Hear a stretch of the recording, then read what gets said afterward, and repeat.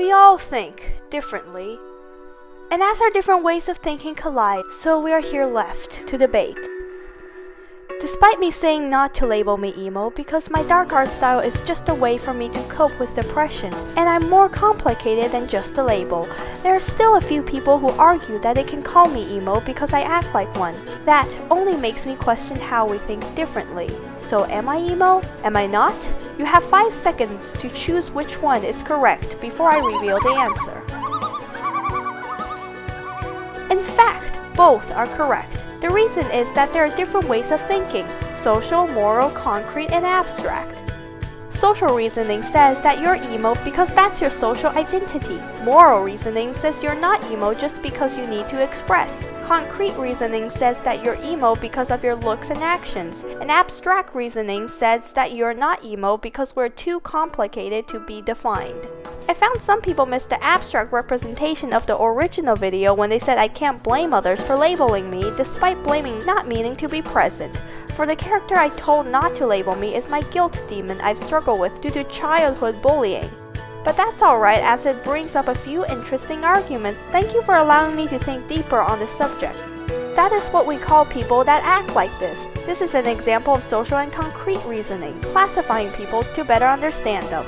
Yet it's highly arbitrary, as one person would call me emo and another goth. Secondly, it is unsuitable to use social reasoning to argue against an originally abstract reasoning, despite being both correct in their own way. Abstract thinking is rational and thinks. Social reasoning uses intuition. If I call you creative, I can call you emo. Let me give you a few words: creative, emo, strong, smart, sea, and furry. Can we organize them into 2 different categories? It is unnecessary to reveal the answer, as our natural ability to separate these words show that they're in fact different and therefore an illogical comparison. In the absence of language and culture, creativity can still exist within our natural self, but emo cannot because culture and language must exist for it to exist. But this can't be correct socially as both categorize. But emo is artistic expression. Yes, originates from. Still, life is not a biography. Hardship is not a movie. Writing is not a poem, and artistic expression is not emo. But if I were truly to address things from a social perspective, we can draw a tree diagram with the trunk being dark artistic expression. Emo and goth has roots in punk, while my style derives mainly from fantasy, art, and thought, with a touch of influence from punk. You're emo because you're emotional. There's a difference between emotions experienced during depression and being emotional. Depression comes from within and influences thoughts, emotions, and values, and is like a black hole.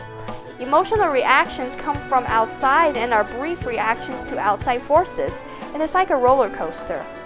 I am not easily influenced by outside emotional forces, rather emotions caused by repetitive thinking. You didn't show exactly why you're not emo by definition. If I did go down the path of showing exactly why I am not emo by definition, I would be operating off of social and systematic thinking instead of abstract. In logic, definition is a statement where every A is B and every B is A. Due to the highly arbitrary nature of the term emo, such logical consistency is impossible to achieve. I do not wish to use an arbitrary definition to prove a logical abstract point. These are all examples of social points arguing against what was originally an abstract point. Of course, it's nobody's fault, as there wasn't any intended aggression and most of them held a more curious nature. And here we all are, intuitive beings at heart with a talent for logical thinking. Indeed, how beautifully paradoxical are we, as we debate a debate that was never meant to be in the first place.